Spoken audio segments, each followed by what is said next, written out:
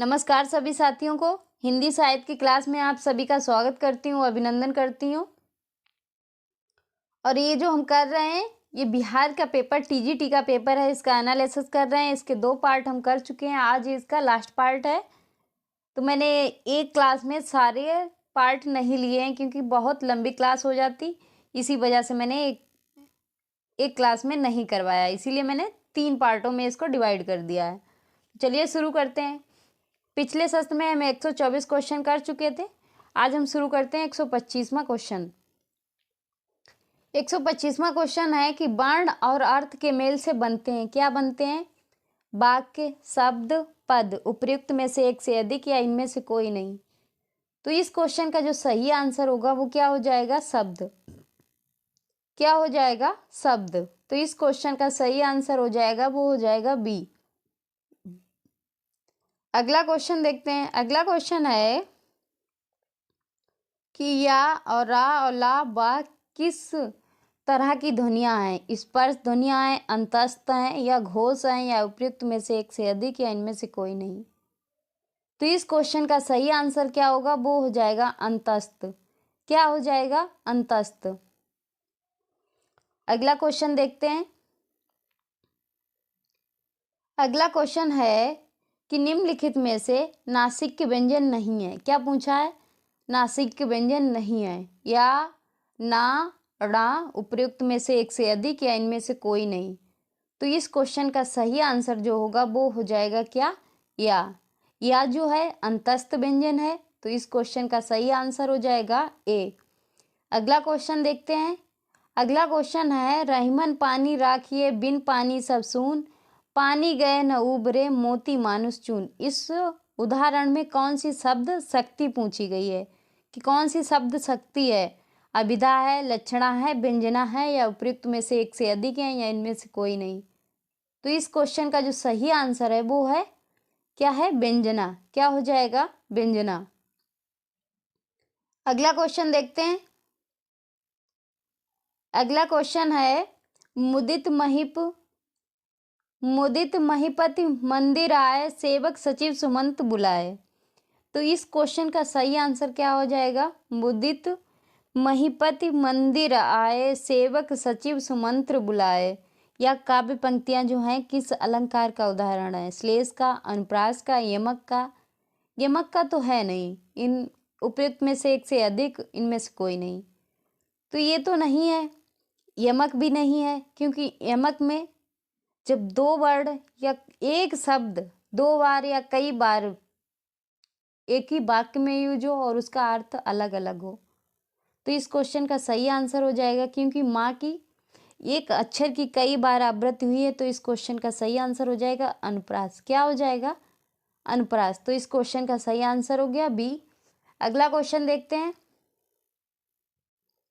अगला क्वेश्चन है कि लघु और गुरु किसके अंग हैं? क्या है?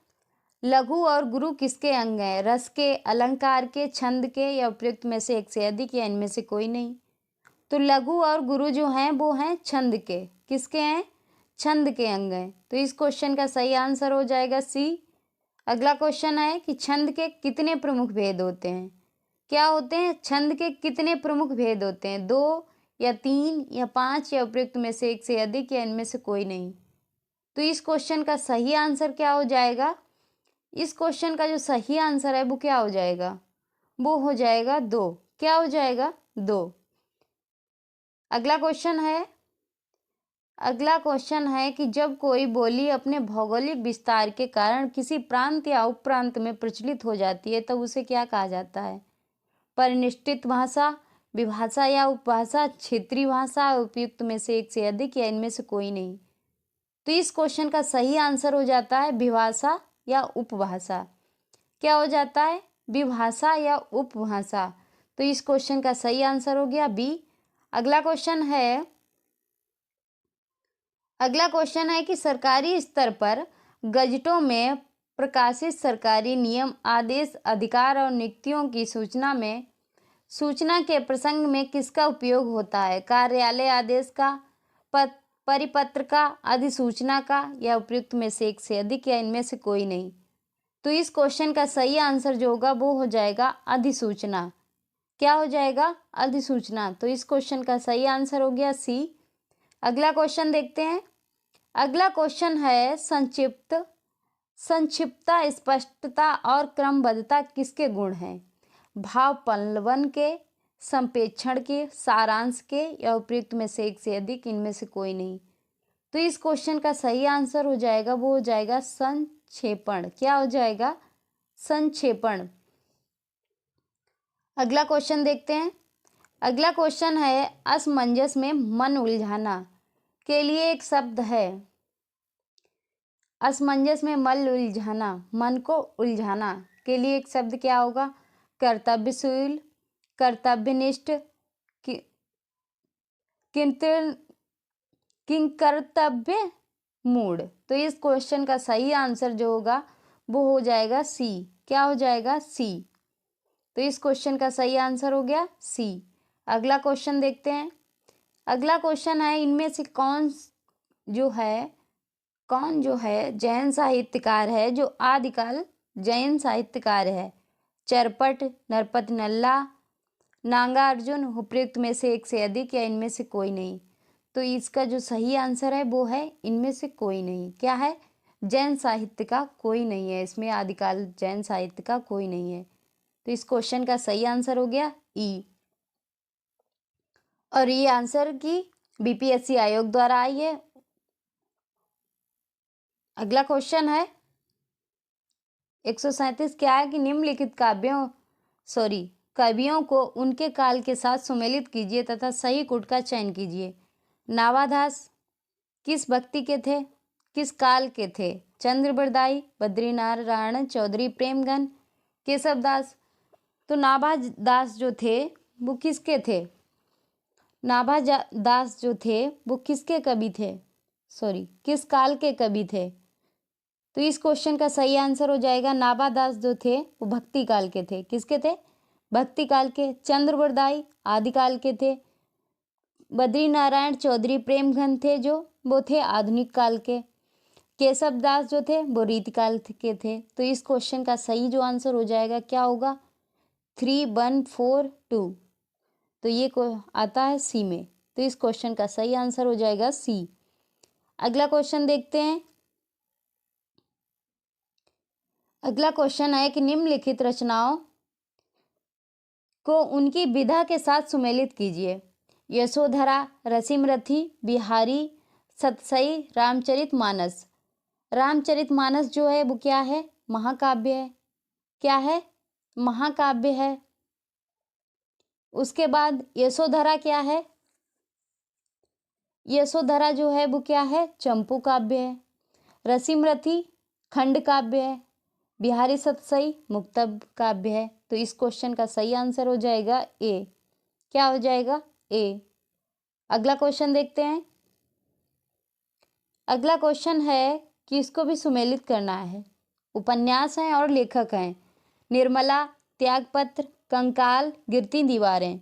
तो निर्मला जो है वो किसका उपन्यास है? निर्मला जो है वो उपन्यास है प्रेमचंद्र का। किसका है? प्रेमचंद्र का।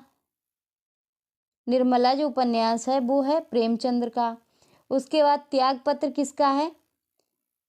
जैनेन्द्र कुमार का। कंकाल किसका है? कंकाल जो है ये किसका है? जयशंकर प्रसाद का। गिरती दीवारें उपेंद्र नाथ का। तो इस क्वेश्चन का सही आंसर क्या हो जाएगा? बी। क्या हो जाएगा? बी। तो इस क्वेश्चन का सही आंसर हो गया बी। अगला क्वेश्चन देखते हैं। अगला क्वेश्चन है कि रामचंद्र शुक्ल ने हिंदी साहित्य के इतिहास के आधुनिक काल का नामकरण क्या दिया? आधुनिक काल, स्वतंत्रता काल, गद्य काल, उपयुक्त में से एक से अधिक या इनमें से कोई नहीं।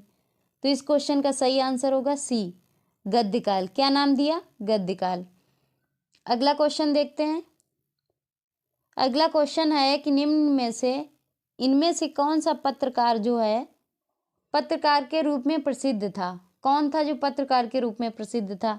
सुदर्शन, श्याम सुंदर दास, गणेश शंकर विद्यार्थी, उपयुक्त में से एक से अधिक या इनमें से कोई नहीं। तो इस क्वेश्चन का सही आंसर होगा वो होगा गणेश शंकर विद्यार्थी। क्या हो जाएगा? गणेश शंकर विद्यार्थी। अगला क्वेश्चन देखते हैं। अगला क्वेश्चन है कुछ साहित्य से ग्रंथ हैं और लेखक, इनको सुमेलित करना है। शिव सरोज जो है किसने लिखी है? शिव सिंह सेंगर ने। Modern vernacular literature of Hindustan किसने लिखी है? मॉडर्न लिटरेचर ये जो है किसने लिखी है? तो एकाफोर जो है वो किस में मिल रहा है? सिर्फ एक ही में मिल रहा है। Modern vernacular literature of Hindustan ये ग्रियर्सन ने लिखी है। हिंदी साहित्य का इतिहास किसने लिखा है?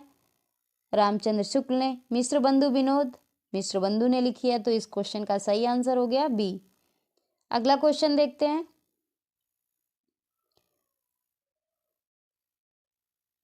अगला क्वेश्चन है कि समास है और उदाहरण है। अव्ययीभाव समास, यथाशक्ति। अव्ययीभाव समास किसमें है? यथाशक्ति में है। तत्पुरुष किसमें है? हाथा और पाई में है। बहुब्रीहि समास किसमें है? सॉरी गलती से गलत हो गया।